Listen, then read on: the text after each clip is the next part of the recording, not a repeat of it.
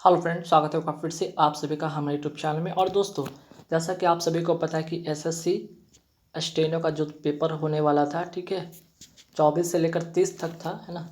24 से लेकर 30 तक था, होने वाला था पेपर दिसंबर तक, ठीक है। तो वो चीज़ अब क्या हुआ है, फिर से चेंज हो गया है।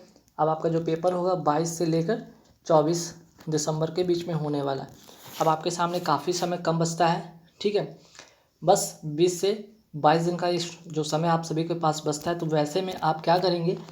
आप सभी को पता है कि यहाँ पे जीके का काफ़ी महत्वपूर्ण यहाँ पे रोल बनता है, जहाँ कि आपको मैक्सिमम यहाँ से अगर अच्छे स्कोर कर पाते, यहाँ से मैक्सिमम नंबर लेके आते, तो आपके कहीं ना कहीं ओवरऑल स्कोर अच्छे हो जाएंगे, है ना।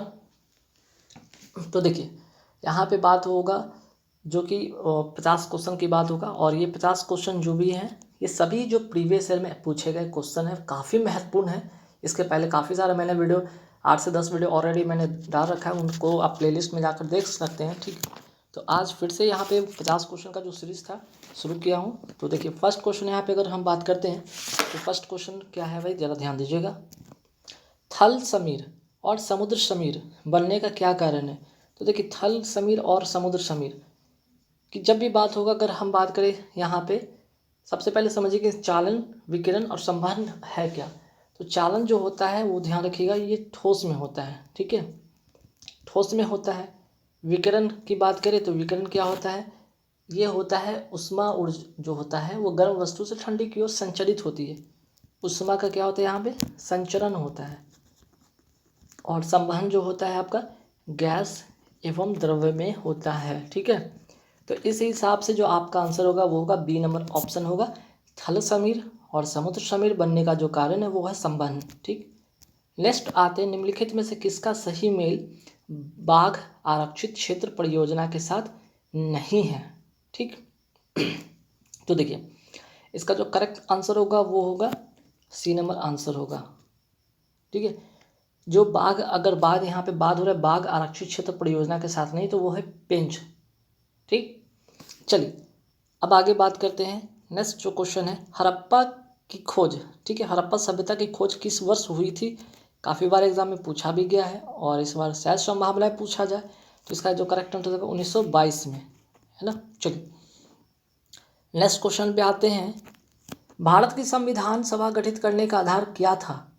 तो इसका जो करेक्ट आंसर होगा वो होगा आपका बी नंबर आंसर होगा, कैबिनेट मिशन प्लान 1946। नेक्स्ट है, व्यापारिक पबनी कहाँ से चलती हैं। तो इसका जो करेक्ट आंसर होगा वो होगा सी, उपोष्ण उच्च दाब से, ठीक है। ये वेरी वेरी इंपॉर्टेंट क्वेश्चन है, नोट कर लीजिएगा। व्यापारिक पबनी कहाँ से चलती है, उपोष्ण उच्च दाब से।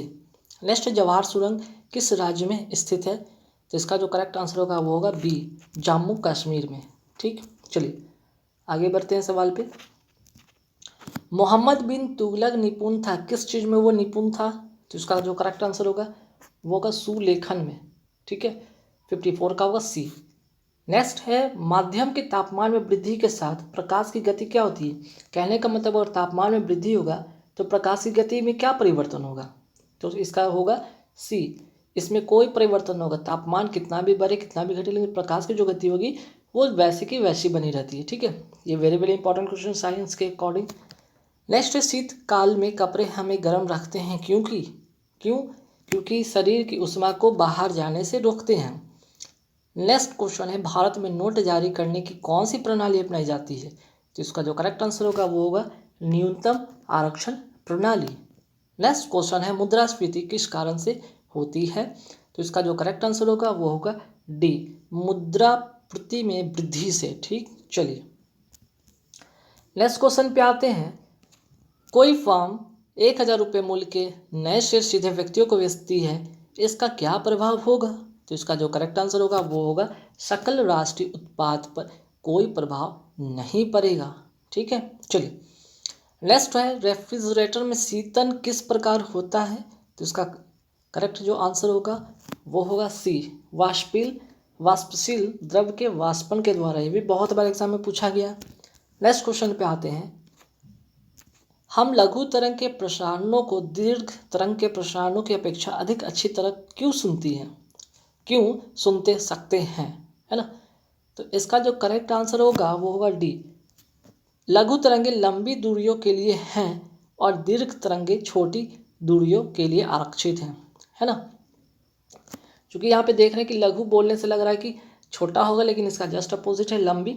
और दीर्घ की बात करें तो दीर्घ बड़ा लगता है लेकिन छोटी, ठीक है, ध्यान रखिएगा। नेक्स्ट है कि पंडित भीमसेन जोशी के क्रियाकलाप का क्षेत्र क्या है, तो इसका जो करेक्ट आंसर होगा वो होगा बी, ये शास्त्रीय संगीत मीन्स की गायन के क्षेत्र से संबंधित रखते हैं। नेक्स्ट क्वेश्चन है मूर्ति देवी साहित्य पुरस्कार किस संस्था ने शुरू किया था, ठीक है, तो इसका जो करेक्ट आंसर होगा वो होगा सी, भारतीय ज्ञानपीठ ट्रस्ट ने। नेक्स्ट क्वेश्चन पे आते हैं, क्वार्ट्ज किससे बनता है, बहुत बार ये क्वेश्चन पूछा गया है, ठीक है, तो इसका करेक्ट आंसर होगा सिलियन ऑक्साइड से, मीन्स कि ए नंबर इसका करेक्ट आंसर होगा। नेक्स्ट, नृत्य के मोहिनी अट्टम रूप का विकास कहाँ हुआ था, तो मोहिनी अट्टम की अगर हम बात करते हैं तो इसका करेक्ट आंसर होगा वो होगा केरल में, ठीक। अब नेक्स्ट क्वेश्चन पे आते हैं, किसी भी देश की प्रधानमंत्री बनने वाली पहली महिला कौन थी, तो देखिए इसका ऑप्शन के अनुसार आंसर क्या होगा, तो देखिए इसका जो करेक्ट आंसर होगा 69 का वो होगा डी, श्री मावो भंडार नायके, ठीक है। अब आते हैं नेक्स्ट क्वेश्चन पे, देखिए नेक्स्ट क्वेश्चन क्या है, नेक्स्ट क्वेश्चन नागरिक समानता का आशय क्या है, तो नागरिक समानता का आशय कानून के समक्ष समानता, ठीक। नेक्स्ट क्वेश्चन पे आते हैं, निम्नलिखित में कौन सा घटक मूत्र का अपसमान घटक है, इसका जो करेक्ट आंसर होगा वो होगा कीटोन निकाय। नेक्स्ट क्वेश्चन पे आता है, टेस्ट ट्यूब बेबी का अर्थ क्या होता है, तो इसका करेक्ट आंसर होगा पात्र निषेचन और फिर गर्भाशय में प्रतिरोपण। नेक्स्ट क्वेश्चन, ताप विद्युत परियोजना के संदर्भ में कौन सा जोड़ा सही है, तो 81 का जो करेक्ट आंसर होगा वो होगा डी, काबास गुजरात से संबंधित है, ठीक। चलिए नेक्स्ट क्वेश्चन पे आते हैं, निम्नलिखित में कौन सा या कौन सी कोशिका प्रतिरक्षी पैदा करती है, तो इसका जो करेक्ट आंसर होगा वो होगा लसिकानु, जिसको कहते हैं लिम्फोसाइट, ठीक है। नेक्स्ट क्वेश्चन, रक्त के अस्कंदन मीन्स कि जमने में मदद करने वाली विटामिन कौन सी है, तो इसका करेक्ट आंसर होगा डी नंबर ऑप्शन होगा विटामिन के, ठीक। नेक्स्ट क्वेश्चन है कि पूर्वी भारत का सुंदरवन एक उदाहरण है, किस चीज़ का उदाहरण है, तो इसका करेक्ट आंसर होगा मैनग्रोव पारिस्थितिकी तंत्र का। नेक्स्ट क्वेश्चन है, विश्व की सबसे गहरी खाई मरियाना खाई कहाँ स्थित है, तो इसका करेक्ट आंसर होगा प्रशांत या पैसिफिक महासागर में। नेक्स्ट है, बहुत अधिक ऊंचाई पर मनुष्य की लाल रुधिर कणिकाओं में क्या परिवर्तन होता है, जब हम बहुत ऊंचे स्थान पर चले जाते हैं तो आरबीसी की कणिका जो होती है, आरबीसी होता है, उसके आकार में क्या होता है, तो इसका करेक्ट आंसर जो होगा वो होगा सी होगा, इसकी जो संख्या होती है वो बढ़ जाती है, ठीक है, इसकी संख्या बढ़ जाती है। नेक्स्ट है, डिस्क पर भंडारण हेतु किसी डाटा फाइल का आकार छोटा करने के लिए उसके संसाधन को क्या कहते हैं, तो इसका जो करेक्ट आंसर होगा वो होगा संपीड़न, ठीक। नेक्स्ट क्वेश्चन पे आते हैं, निम्नलिखित में वह सागर कौन सा है जो भूबद्ध है, ठीक है, भूमि के द्वारा घिरा हुआ है, तो इसका जो करेक्ट आंसर होगा वो है अरल सागर, ठीक है। नेक्स्ट क्वेश्चन है, सीमेक्स शेयर मूल्य सूचकांक संबंधी है स्टॉक एक्सचेंज से, किससे, सीमेक्स जो है किससे संबंधित है, तो इसका जो करेक्ट आंसर होगा वो होगा डी नंबर आंसर सिंगापुर से। नेक्स्ट क्वेश्चन है, राज्यसभा को भंग करने के लिए निम्नलिखित में से कौन सक्षम है, तो इसका जो करेक्ट आंसर होगा वो होगा इनमें से कोई नहीं, क्यों, क्योंकि राज्यसभा को कभी भंग नहीं किया जा सकता है, ठीक है। चलिए नेक्स्ट है कि भारत का पहला पनडुब्बी संग्रहालय कहाँ स्थापित किया गया था, पहला वर्ड पहला है तो बहुत इंपॉर्टेंट बन जाता है, पहला पनडुब्बी संग्रहालय कहाँ स्थापित किया गया था, इसका जो करेक्ट आंसर होगा वो होगा विशाखापत्तनम में, ठीक है।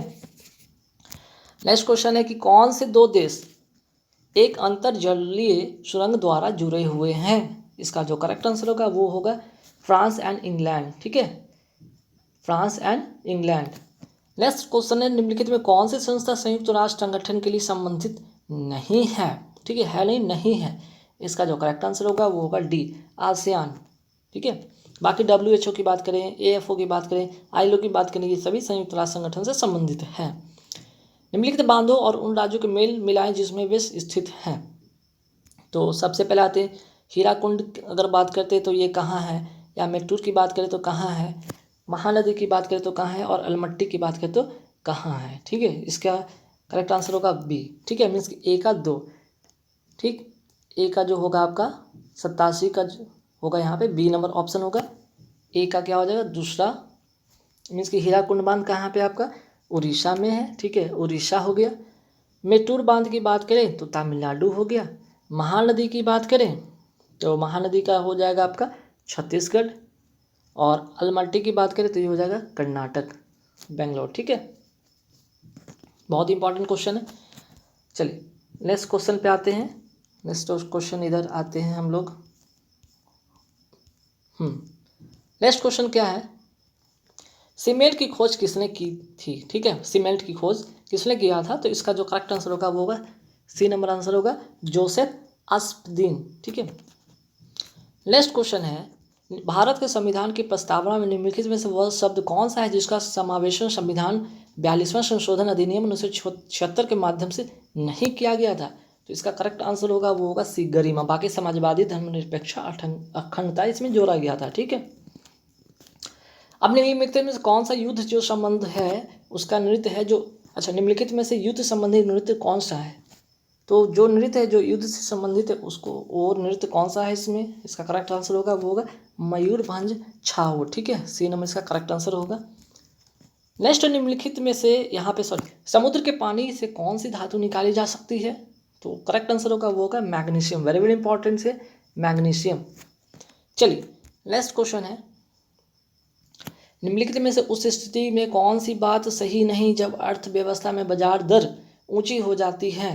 तो इसका जो करेक्ट आंसर होगा वो होगा पूंजी का प्रतिफल बढ़ जाता है, ये बात सही नहीं है।